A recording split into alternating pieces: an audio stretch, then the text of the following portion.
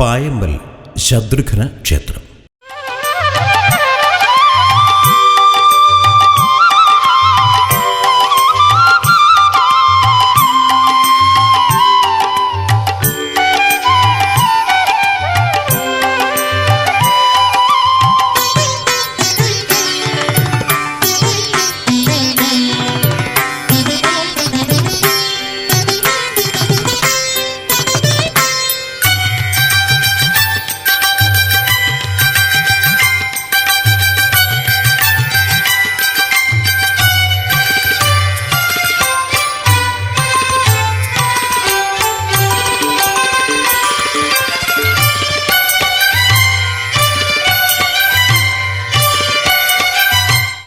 ഇരിങ്ങാലക്കുട കൊടുങ്ങല്ലൂർ വഴിയിൽ വെള്ളാങ്കല്ലൂരിനും മതിലകത്തിനുമിടയ്ക്ക് അരിപ്പാലത്തു നിന്നും തിരിഞ്ഞ് 2 കിലോമീറ്റർ ഉള്ളിലായി പായമ്മൽ ശത്രുഘ്ന ക്ഷേത്രം സ്ഥിതി ചെയ്യുന്നു.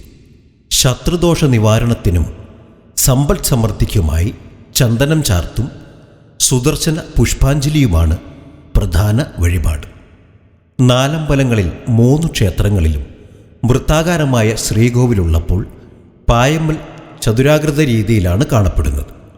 4 അമ്പല ദർശനത്തിൽ തിരുമൂഴിക്കുളത്തപ്പനെ ദർശിച്ച ശേഷം മടക്കയാത്രയിലാണ് പായമ്മൽ ശത്രുഘ്ന ക്ഷേത്രത്തിലെത്തുന്നത്. ഇരിങ്ങാലക്കുട സംഗമേശ്വര ക്ഷേത്രത്തിൽ നിന്നും 6 കിലോമീറ്റർ ദൂരെയായി പായമ്മൽ ക്ഷേത്രം സ്ഥിതി ചെയ്യുന്നു.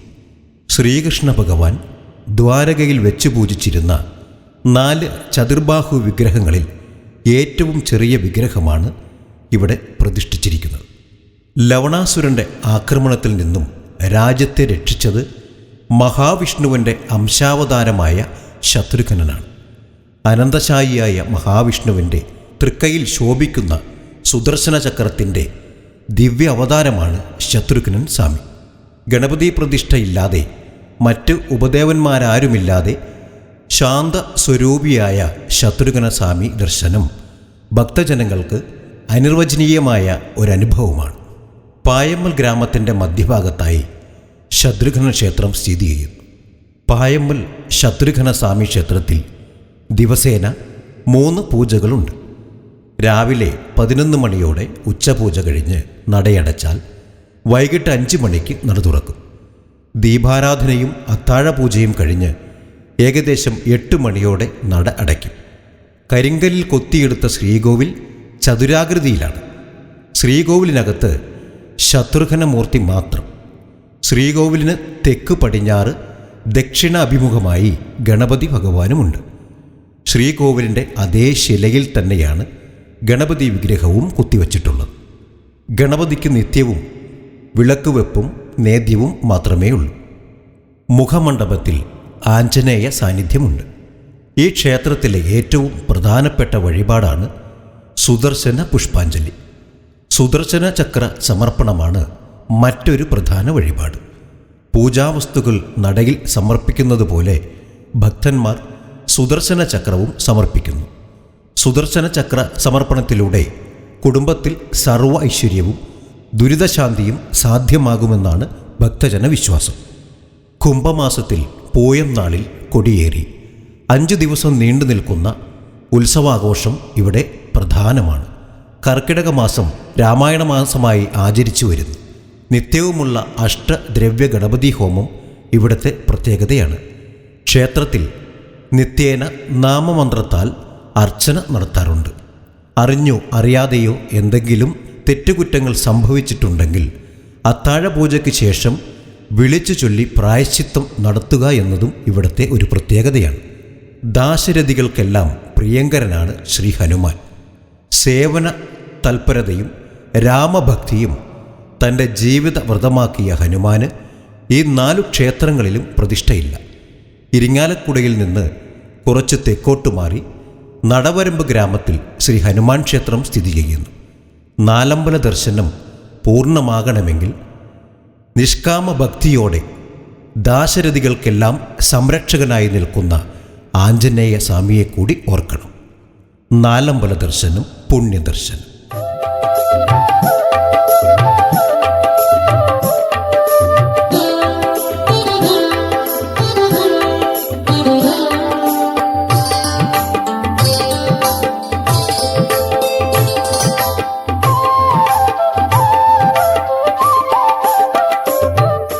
എല്ലാവർക്കും നമസ്കാരം.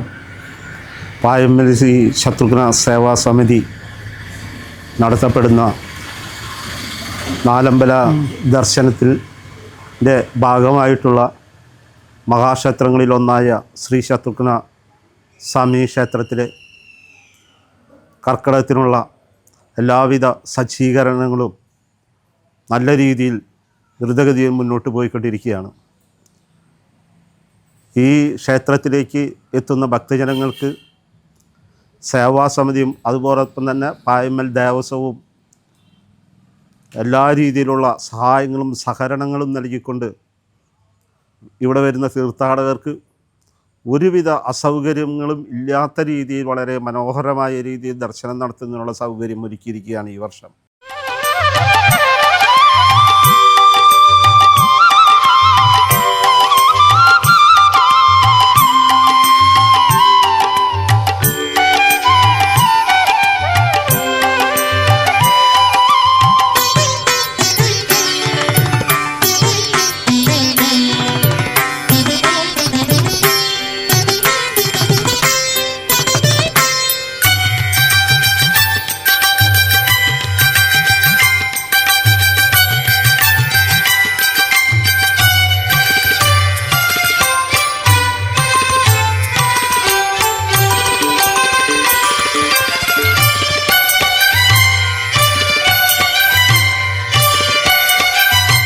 അതോടൊപ്പം തന്നെ ഈ ക്ഷേത്രത്തിൽ ദർശനത്തിനെത്തുന്ന ഭക്തജനങ്ങൾക്ക് പായമ്മൽ ദേവസ്വത്തിൻ്റെ വകയായി പ്രസാദൂട്ട് എല്ലാ ദിവസങ്ങളും നടന്നു വരികയാണ്.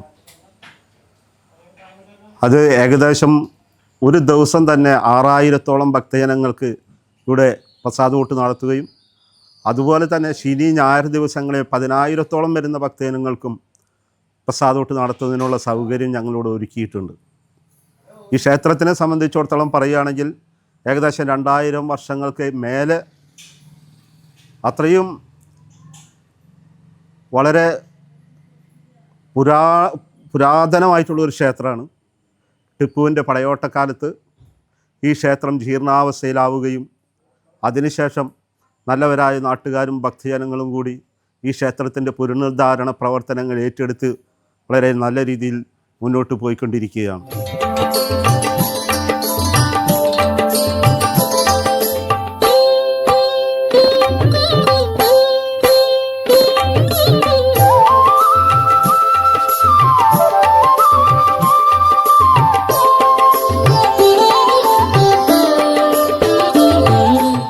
എല്ലാവർക്കും നമസ്കാരം. ഈ ക്ഷേത്രത്തിൻ്റെ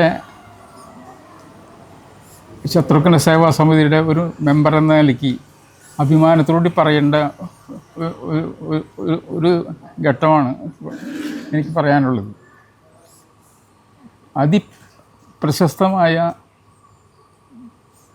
ഈ ക്ഷേത്രം ഈ വർഷങ്ങൾക്ക് മുമ്പ് വളരെ ശോചനീയ അവസ്ഥയിലായിരുന്നു. പക്ഷെ നാട്ടുകാരുടെ സഹകരണവും എല്ലാവിധ പ്രോത്സാഹനവും വന്നിട്ടാണ് ഈ നിലയ്ക്ക് വന്നേക്കുന്നത്. ഈ ദാശരഥി ക്ഷേത്രങ്ങളിൽപ്പെട്ട 4 ക്ഷേത്രങ്ങളുണ്ട്. കൂടൽമാണിക്യ ക്ഷേത്രം, കൂടൽമാണിക്യം ഭരതക്ഷേത്രം, തൃപ്രയാർ ശ്രീരാമക്ഷേത്രം, മൂഴിക്കുളം ലക്ഷ്മണക്ഷേത്രം, അതോടൊപ്പം ഏറ്റവും ഇളയ അനിയനായ ശത്രുഘ്നൻ്റെ പ്രതിഷ്ഠയാണ് ഇവിടെ ഉള്ളത്. അങ്ങനത്തെ കുറേ കാര്യങ്ങളുണ്ട്. ഈ സെക്രട്ടറി പറഞ്ഞ പോലെ തന്നെ ഇവിടെ 10,000-ന് മേലെ ആൾക്കാർക്ക് ശനി ഞായർ ദിവസങ്ങളിൽ പ്രസാദ കൂട്ടി ഞങ്ങൾ ഒരുക്കിയിട്ടുണ്ട്. പിന്നെ അത് മാത്രമല്ല, ഇവിടുത്തെ റോഡുകളിലെ അവസ്ഥ മറ്റുള്ള ക്ഷേത്രത്തിനേക്കാളൊക്കെ നല്ല എത്ര വണ്ടി വന്നിട്ടുണ്ടെങ്കിലും ഇവിടെ ഞങ്ങൾക്ക് ഈ ഇവിടെ പാർക്കിംഗ് സൗകര്യം ഒരുക്കിയിട്ടുണ്ട്. 2-3 സ്ഥലത്ത് ഞങ്ങൾ ഒരുക്കിയിട്ടുണ്ട്. പിന്നെ നാട്ടുകാരുടെ സഹകരണം കൊണ്ടാണ് അത് പ്രധാനമായിട്ട് എടുത്ത് പറയേണ്ടത്.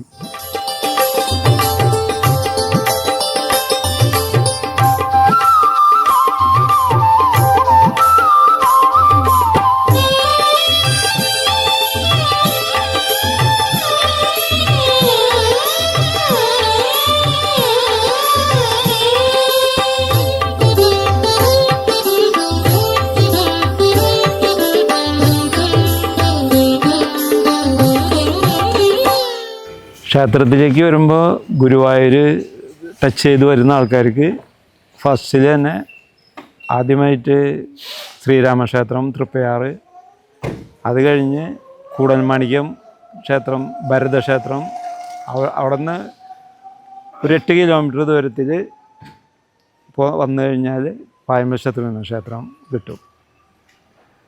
എറണാകുളം സൈഡിൽ നിന്ന് വരുന്നവർക്ക് മൂഴിക്കുളം ക്ഷേത്രം കഴിഞ്ഞാൽ 30 കിലോമീറ്റർ വടക്ക് മാറി പായമ്പ ശത്രുഘ്ന ക്ഷേത്രം സ്ഥിതി ചെയ്യുന്നത്.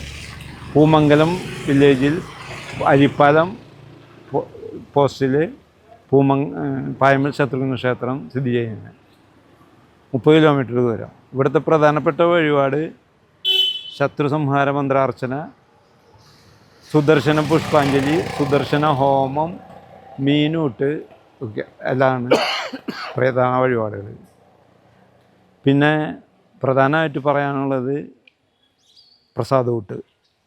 അന്നദാനം ഒരു മഹാദാനം എന്ന് പറഞ്ഞാൽ അത് ക്ഷേത്രത്തിലൊരു വഴിപാടാണ്, പ്രധാനപ്പെട്ട വഴിപാടാണ്.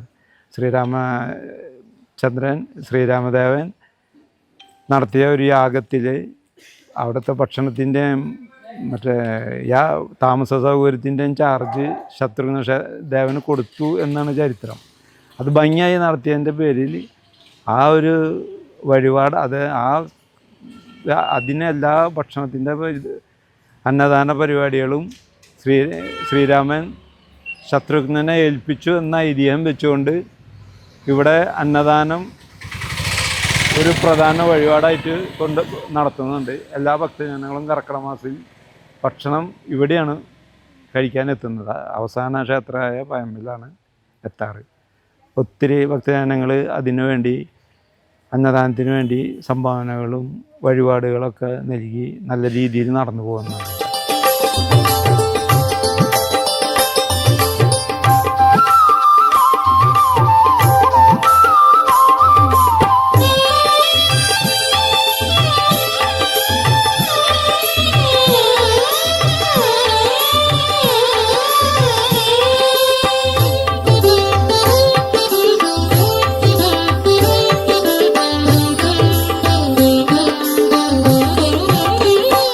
സാധാരണ ദിവസങ്ങളിൽ ക്ഷേത്രം കാലത്ത് 5:30 തുറന്ന് 11 മണിക്ക് അടയ്ക്കും.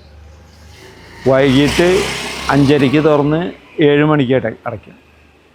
അതാണ് ഇവിടുത്തെ സമയം. കർക്കിടക മാസത്തിൽ കാലത്ത് 4 മണിക്ക് തുറന്നു കഴിഞ്ഞാൽ കണ്ടിന്യൂ ആൾക്കാർ എത്രയുണ്ടോ ഭക്തജനങ്ങൾക്ക് തൊഴാനുള്ള സൗകര്യത്തിന് വേണ്ടി ഒത്തിരി നേരം ഫുൾ ടൈം എന്ന് തന്നെ പറയാം തുറന്നു വയ്ക്കാറാണ് പതിവ്. ഇടയ്ക്കിടയ്ക്ക് നേദ്യത്തിന് വേണ്ടി മാത്രം കുറച്ച് ടൈം അടയ്ക്കുള്ളൂ. വൈകിട്ട് 9 മണി വരെയാണ് സമയം പറഞ്ഞിരിക്കുന്നത്. എന്നിരുന്നാലും വന്ന ഭക്തജനങ്ങൾ മുഴുവൻ തൊഴുതിട്ടേ അടയ്ക്കാറുള്ളൂ. അങ്ങനെയാണ് കർക്കിടക മാസത്തിലത്തെ നട തുറക്കുന്ന സമയം.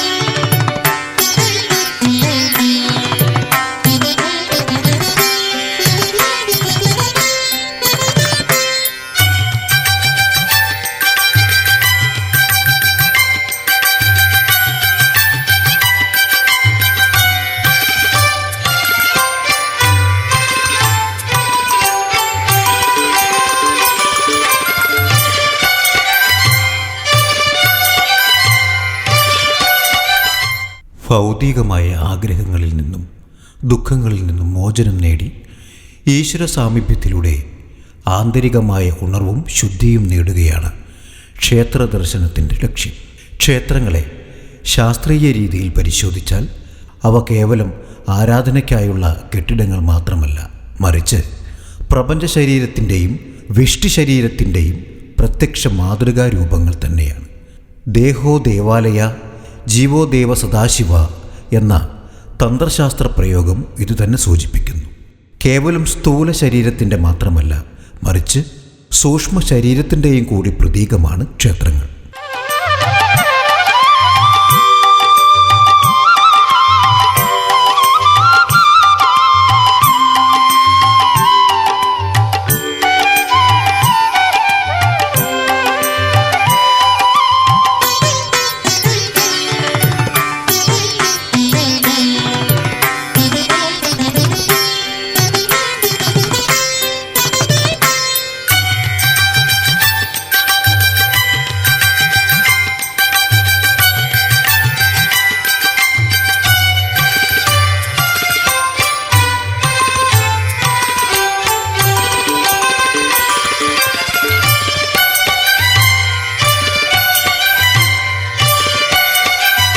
ക്ഷേത്രത്തിൽ പഞ്ചശുദ്ധിയോടെ പോകണമെന്നതാണ് വിധി. ശരീരശുദ്ധി, വസ്ത്രശുദ്ധി, ആഹാരശുദ്ധി, മനഃശുദ്ധി, വാക്ശുദ്ധി. പഞ്ചശുദ്ധി രോഗാണുക്കളെ പ്രതിരോധിക്കാനും മനസ്സിലെ മാലിന്യങ്ങളെ അകറ്റാനുമുള്ള വിധിയാണ്. അൻപിൻ്റെ ആലയങ്ങൾ അഥവാ ദയയുടെ ഇരിപ്പിടങ്ങളായ അമ്പലങ്ങൾ അസ്വസ്ഥരായ മനുഷ്യർക്ക് സ്വസ്ഥത നൽകുന്നു. അതുകൊണ്ടാണ് ദേവാലയങ്ങൾ വർത്തമാനകാലത്തെ മനുഷ്യൻ്റെ ശുശ്രൂഷാലയങ്ങളായി കരുതപ്പെടുന്നത്. സർവനാശത്തിൽ നിന്നും മനുഷ്യനെ രക്ഷിക്കാൻ സർവമത പ്രാർത്ഥനകൾക്കും സർവധർമ്മ സമഭാവത്തിനും കഴിയുമെന്ന് വർത്തമാന കാലഘട്ടം ഉദാഹരണങ്ങളിലൂടെ തെളിയിക്കുന്നു.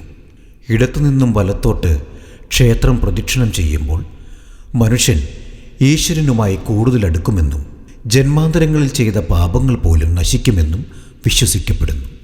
രാവിലെയും വൈകുന്നേരവും ക്ഷേത്രപ്രദക്ഷിണം നടത്തുമ്പോൾ ഭക്തർക്ക് വ്യായാമത്തിൻ്റെ ഫലം ലഭിക്കുന്നു. പ്രദക്ഷിണം, ഏത്തമിടൽ, നമസ്കാരം എന്നിവയെല്ലാം മനഃശാന്തിയോടൊപ്പം ശാരീരിക ആരോഗ്യവും നൽകുന്നു. ക്ഷേത്രത്തിൻ്റെ പ്രത്യേക നിർമ്മാണ രീതി കൊണ്ട് അവിടെ നിന്നും പ്രവഹിക്കുന്ന ഭൗമോർജം ഭക്തരിലേക്ക് പ്രവേശിക്കും.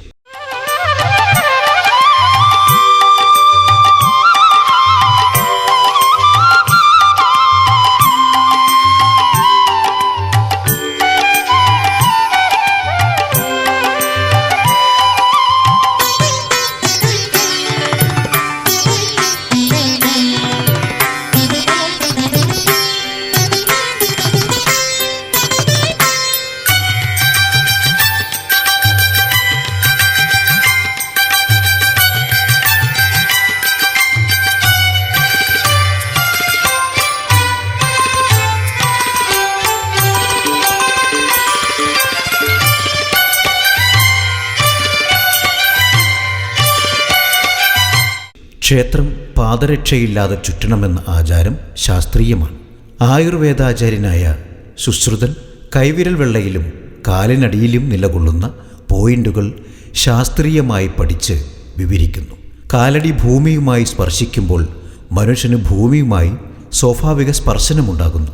മനുഷ്യനെ നിലനിർത്തുന്ന ഭൂമിദേവിയുമായുള്ള ബന്ധം രോഗപ്രതിരോധ ശക്തി വർദ്ധിപ്പിക്കുകയും ശരീരത്തിലെ രക്തസഞ്ചാരം സുഗമമാക്കുകയും ഉന്മേഷം നൽകുകയും ചെയ്യുന്നു.